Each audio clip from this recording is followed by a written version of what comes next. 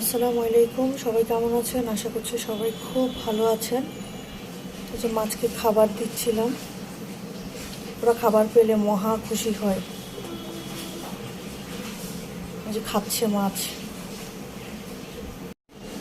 আর দুষ্টু বাচ্চাটাকে পড়তে বসিয়ে দিলাম।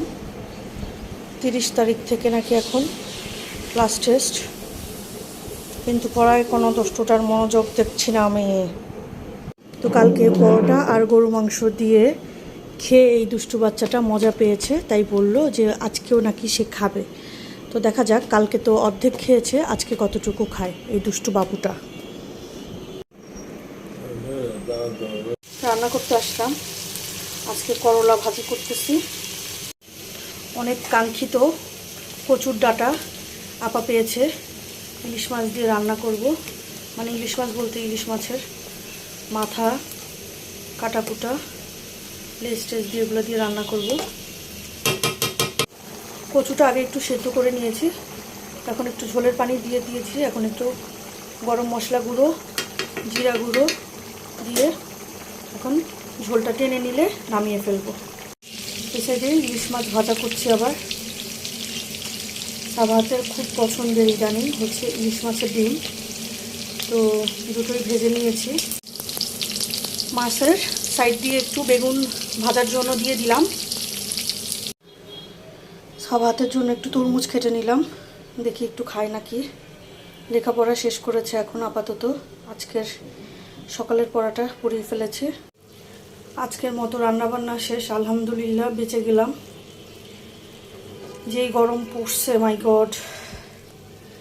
তো রান্না করেছি আজকে ইলিশ ভাজা, সাথে একটু বেগুন দিয়েছিলাম, ইলিশ ভাজা আর বেগুন ভাজা। এই সাইডে হচ্ছে ইলিশ মাছের মাথা দিয়ে, লেজ দিয়ে, কাটাকুটা দিয়ে কচুর ডাঁটা রান্না করেছি। আর করেছি করলা ভাজা। একদম সিম্পল খাবার দাবার, তবে খুবই মজাদার খাবার। সবগুলো খাবারই খুবই মজাদার। দুষ্টুটার জন্য খাবার নিয়ে নিলাম, ইলিশ মাছ ভাজা আর হচ্ছে একটু কচু দিয়ে নিয়েছি। আর এদিকে এখন পাগলামি করতেছে, মাথার মধ্যে পাগলামি উঠেছে দুষ্টুটার। গরমে আসলে এই করলা ভাজা টাজা দিয়ে খেতেই বেশি ভালো লাগে। আর এই দুষ্টু বাচ্চাটার সাথে সাথে আমাকেও এখানে বসতে হয়। যখন খেতে আসতেছো না কেন দুষ্টু? এভাবে বেগুন আর ইলিশ মাছটাকে ভেজে খেতে যে কি পরিমাণ মজা, আমি চিন্তাও করিনি যে এত এত মজা হবে। মানে আমি যতই খাচ্ছি ততই এই আইটেমটার প্রেমে পড়ে গিয়েছি। তো ইলিশ মাছটা বরাবরই আমার খুব খুব পছন্দের একটি মাছ, তাই খাবার পরে বসে বসে এভাবে করে শুধু শুধু মাছ খাই। দুষ্টুটাকে নাস্তা দিয়ে, সন্ধ্যার নাস্তা দিয়ে বসিয়ে দিলাম। একা একা খাচ্ছে নিজে নিজে। কেমন মজা? স্যুপ হলে আর কিছুই লাগে না, আর কিছু লাগে না। আর এই যে তাহলে কোকটা খাবে কে? তুমি খাবে? কোক খাবে? ডিনার নিয়ে নিলাম। এটা হচ্ছে সাবাতের ডাটার জন্য ডিম স্পেশাল করে ভেজেছি, আর হচ্ছে গরুর মাংস ছিল সেটা দিয়েছি। আর দুষ্টু বাচ্চাটার জন্য নিয়েছি হচ্ছে একটু গরুর মাংস আর হচ্ছে কচু ভুনাটা। আর হচ্ছে আমার জন্য নিয়েছি ওটস,